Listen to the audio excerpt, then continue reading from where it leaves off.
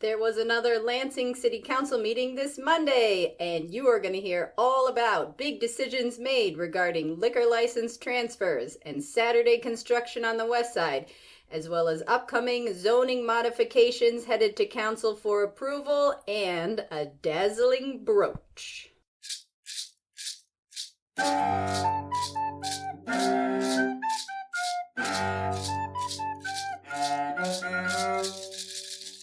So let's get started.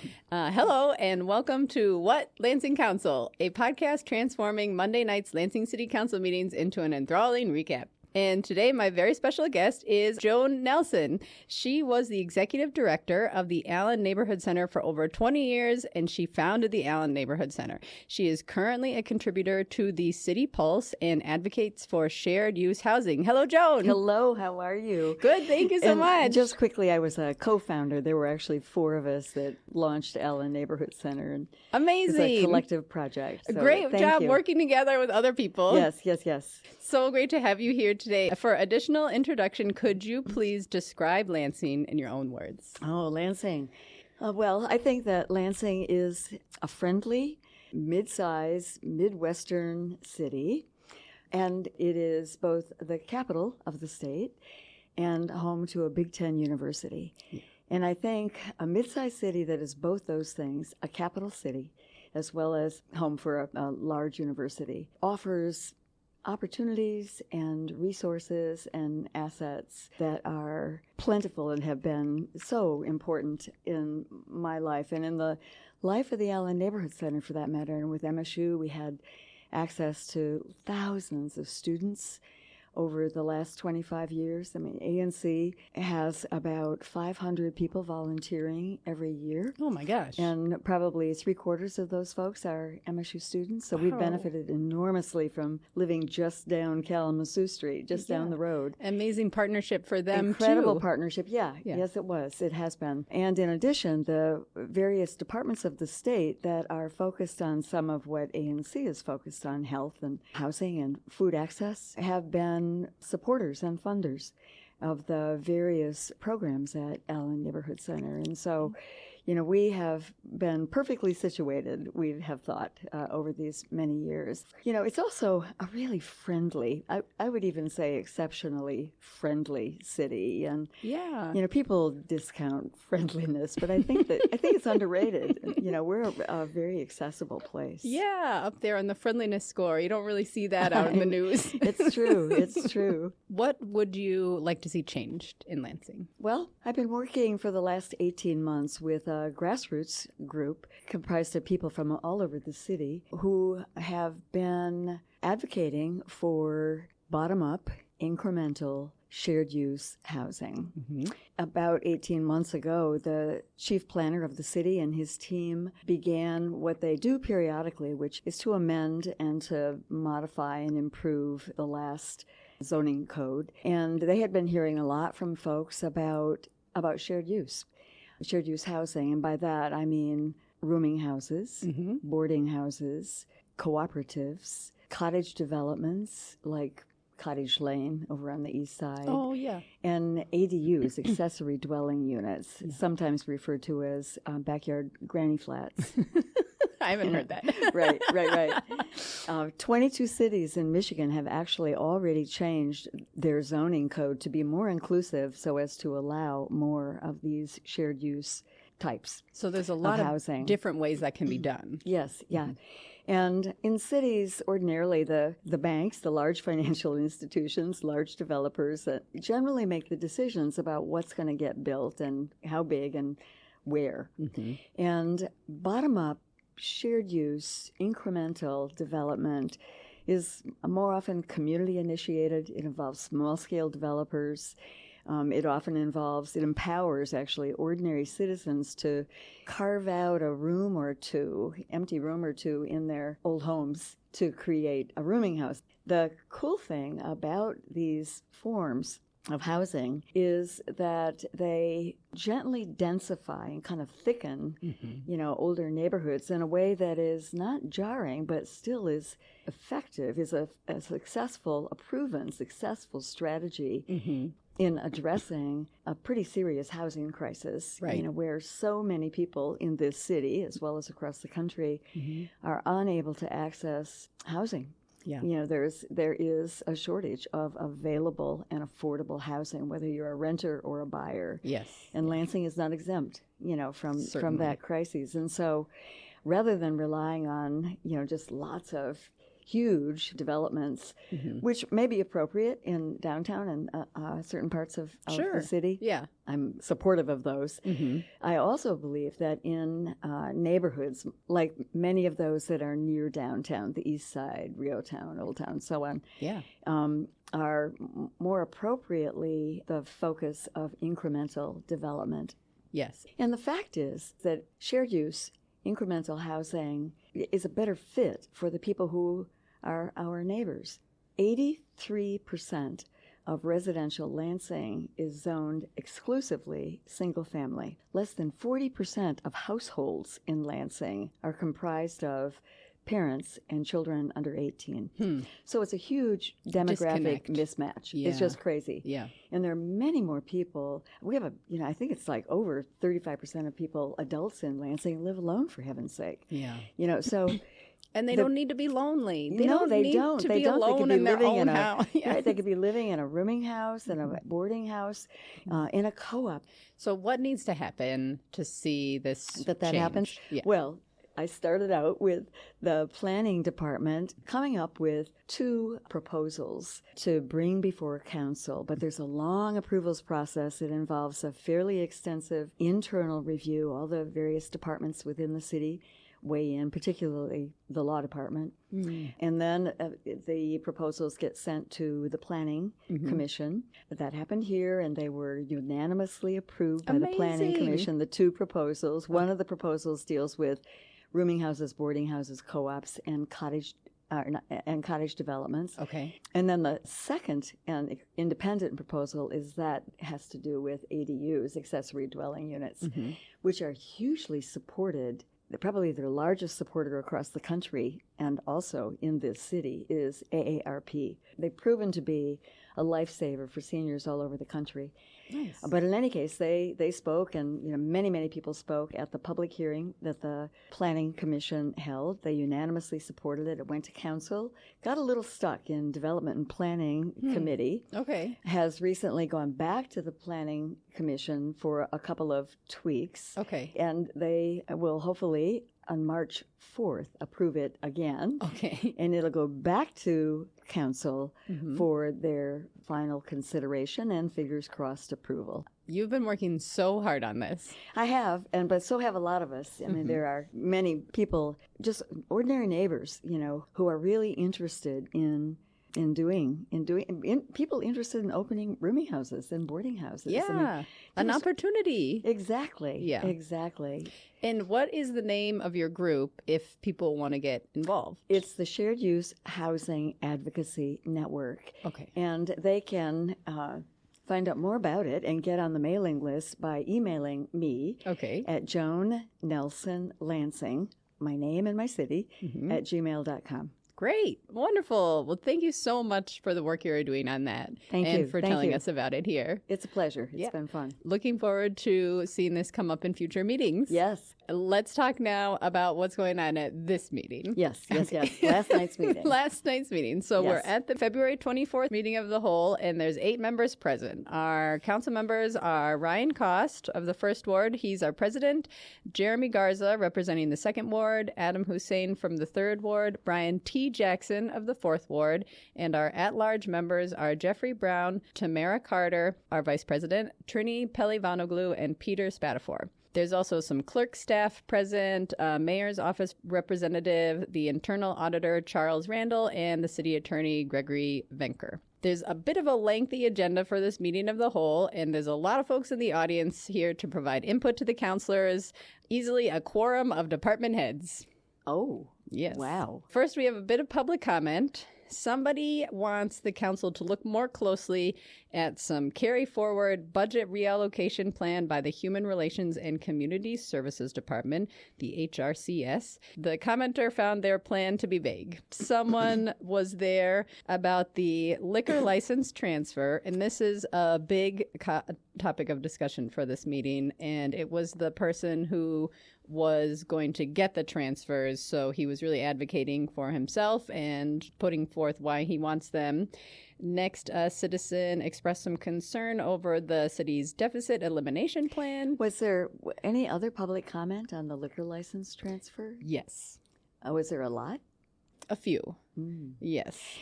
It would be very controversial, particularly on the east side. There is a lot of concern and irritation at the appearance of several properties owned by the person requesting the transfer. As we work really hard to improve Michigan Avenue, the spine of the east side and actually the main street for the region, having several significant properties present really poorly and appear to be used car lots is really, I think, a detriment to the neighborhood. To the neighborhood, to the city. I mean, this is our main street. This is this connects East Lansing and the university to the capital. And the Michigan Avenue, its significance was so great in the 1800s, right, that they designed it to end at the Capitol steps, right? I hope that council will look at past behavior and draw inferences from that. Yes, and I think that they did. So next there was... Was it transferred? Was the transfer approved? So the way that this went was the Michigan Liquor, and I have this written down here, like the Control Commission. Yeah. Exactly, yeah. The Michigan Liquor Control Commission was asking the city what they thought. So they were providing input to that commission, and they said, no thanks. They said, we're going to reject this. Our resolution is to reject the liquor license transfers. 6-2. So it was a little hard to catch, but I'm pretty sure it was Carter and Brown against the rejection. Against the rejection. So like being fine with it going forward, and the other 6 were saying no thanks. And I think a lot of that came down to the community input saying we don't want this. So there was a lot of folks that spoke out, and they listened. Excellent. Were there community organizations that weighed in? Yes. CBOs? Yeah, the Southwest Action Group. Yes, groups definitely provided their input on this. Wow, fascinating. I know. So that was very interesting. Another person was there from the was at the meeting from the west side, who's been living within this combined sewer overflow work zone. And she was there to again complain about the noise and disruption that this work is causing. And she was there at the last meeting. And mostly this is around, there's a hearing to permit work on Saturdays. And so she's saying no thanks to the work on Saturdays. So they're making a decision on that at this meeting. The decision comes a little bit further down. So then there was this report on the budget, and seems fine. Things are for the most part on track. There's a chief strategy officer, Jake Brower, was there doing that. Councilmember Jackson did say, what's going on with federal funds? Are we reliant on federal funds that may be cut? Brower said, it's something we're watching. The city's fairly insulated. There are a few grants that they're concerned about, an economic planning and development grant. There's electric vehicle infrastructure grant that's probably fine, but good. And then there was a Reconnecting Communities grant to address some of the 496 issues, but that is now on pause. So that one for sure has been paused. Spatafor said, even though our city, like government per se, isn't super reliant on federal funds, there are a lot of projects that happen within our community that are. Yes. And if those projects go away, the city is going to have to step up to come in. And Brower said, yes, agreed.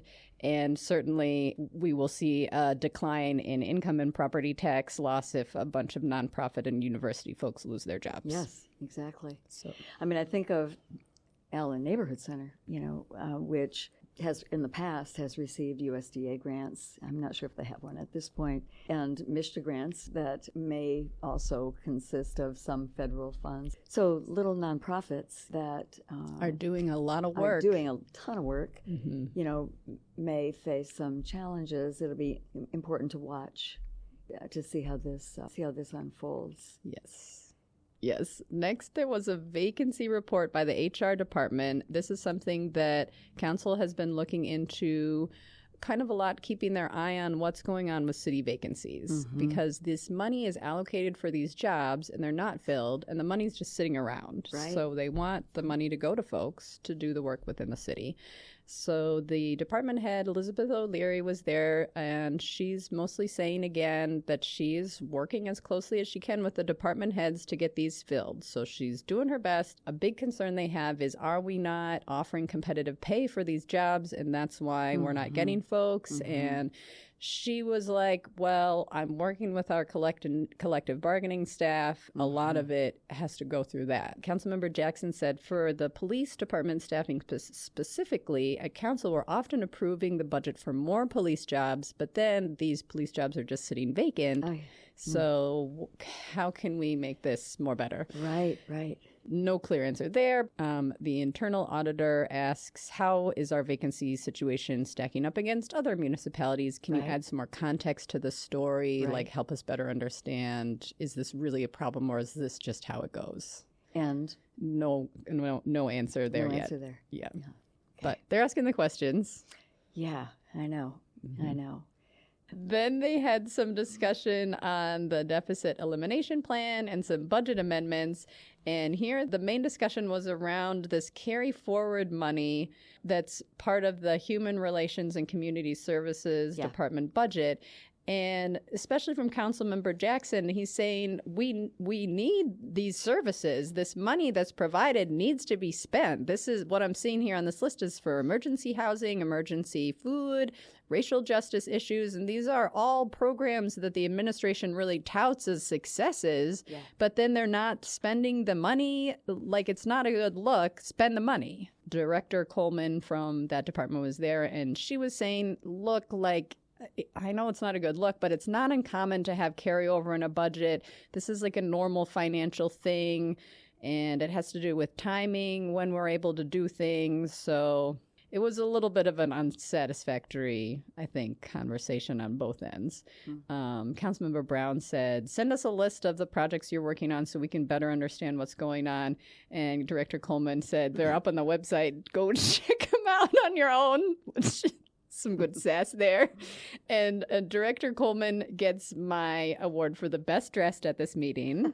She was wearing this wonderful suit, two-piece black suit that had this gold embroidery all over it. It was stunning. And she also had a gold brooch of a lion's head.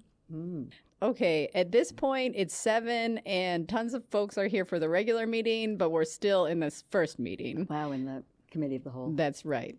So then it's on to this noise permitting for the combined sewer overflow work on Saturday. So the city engineer who's in charge of this, Mark Jones, is there to answer some more questions.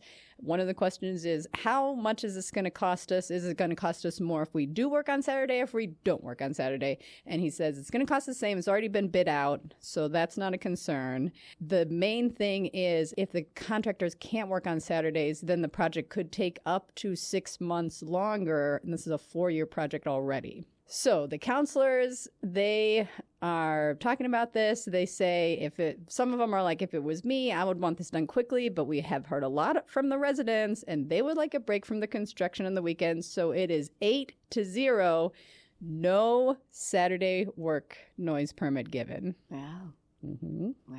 And then my favorite thing of the meeting happened, which was that city engineer and the neighbor lady who was there to voice her opinion against it. They both left together, and he said, "You won."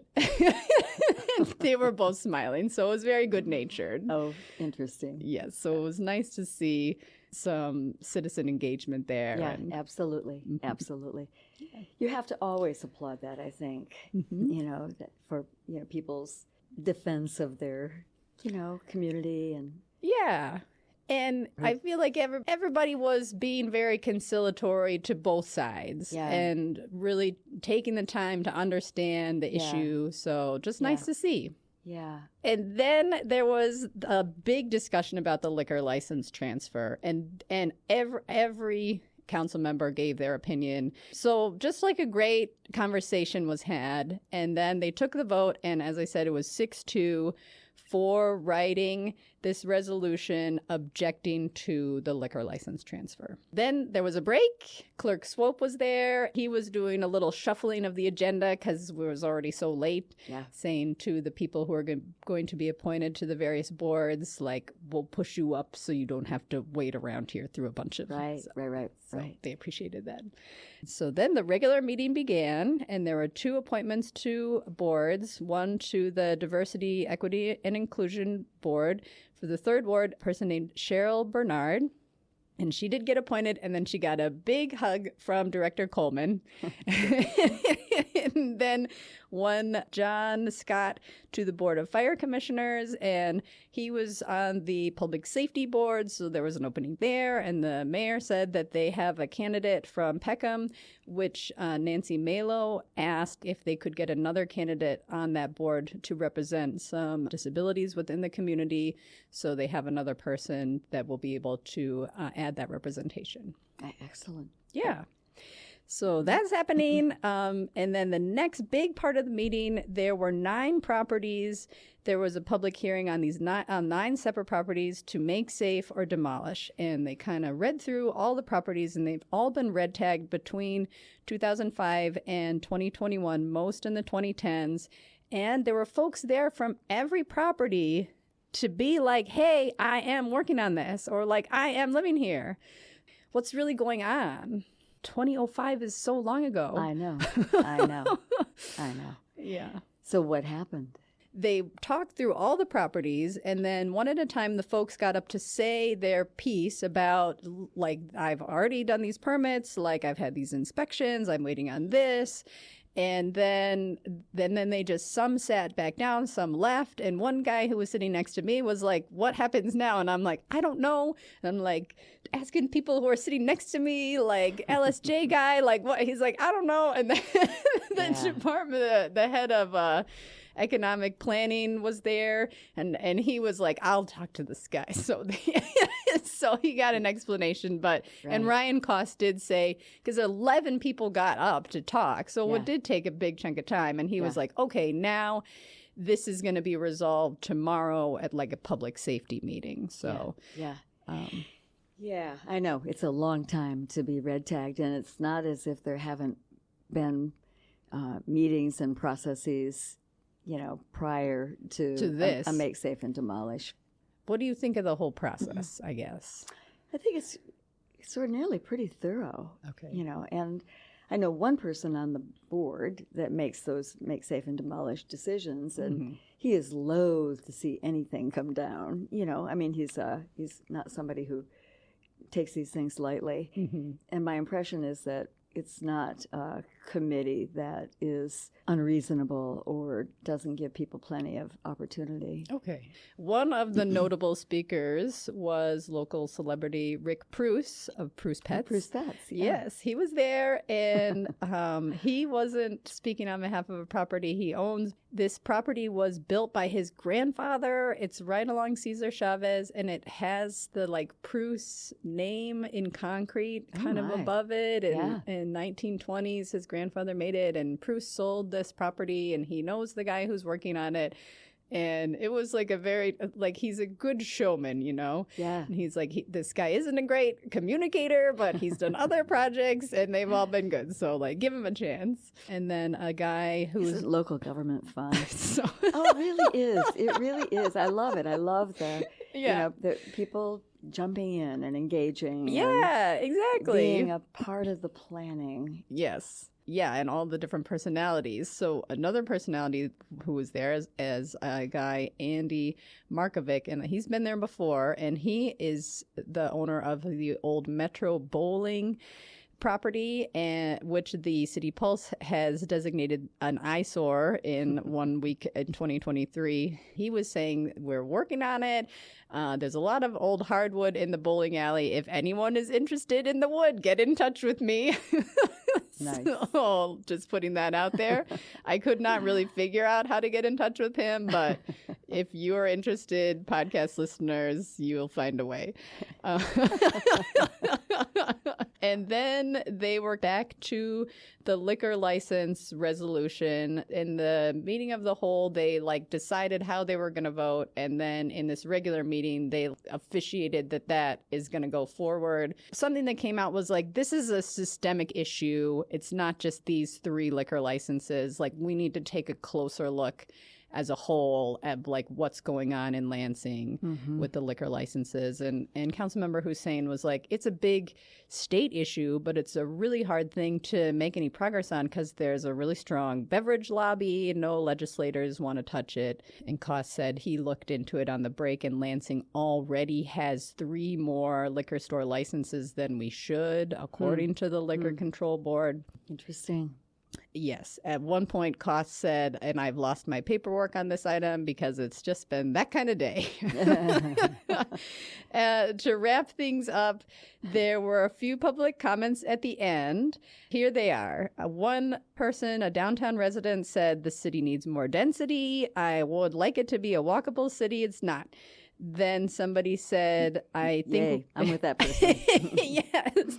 Then somebody said, we need to take quicker action on the red tag properties. It's just really despicable. Another person said regarding the Metro bowling alley, that needs to be demolished. They've had plenty of time. Thanks for your decision on the liquor licensing. And please continue to look into the carry forward budget for these projects that were discussed earlier. Another person said, I can't believe anybody would vote against this liquor license objection. You are handcuffing people to poverty. What does that even mean? I think alcoholism is a systemic problem that people can't get out of it. So they were approving of council's position of rejecting the... But for the 2 who didn't reject it, they were mad that those 2. I see. Okay. Then one last person said, thank you again for your bravery on turning down the liquor license transfer and for opposing the noise exemption. And also, if we train police officers, we should make them stay at least a year or 2 in the city. And your holiday closure information on the website is from 2024. So that was it. Those were the comments. Wow. Interesting meeting. Yeah. Interesting meeting. In working on this issue of shared use and bottom-up incremental development over the last 18 months or so, change will come. Yeah. But what we want to make sure of is that members of the community, that residents have a voice, have a seat at the table in developing the change so that it happens in a way that involves a kind of a gentle densification, increasing walkability of the neighborhood. We so often poo-poo NIMBYism, but I love that people care so much. Right. And that so many people show up to public comments, whether or not I agree with their position. Sure. That they show up. Yeah. If you don't like the change, you can be a part of the conversation. That's right. Yes. So and you add your voice and you have the opportunity to hear from others as well. Yeah. It's fun to hear you talk about all of the people that showed up to participate in government and having a say and acting out of their concern and regard for their street and noise or commercial corridor, its appearance. It's more than a friendly city. It's an engaged and a mobilized population. Definitely. Your voice matters, and we're listening and talking about it. Yes. So thank you, everyone, for listening to this podcast. If you have any questions about what happened at City Council, or if you have a recommendation of who you would like to hear as a guest, please let me know. You can leave a comment wherever you are listening to this podcast, and I will look into it. The next council meeting will be in 2 weeks on March 10th. Thank you so much, Joan Nelson. It was a pleasure. Thank you for inviting me. Amazing amazing to hear your perspective and to learn more about your work with the shared use housing. And thank you so much to the Public Media Center for letting us record here. And thanks again for listening. The end. Thank you. Yeah.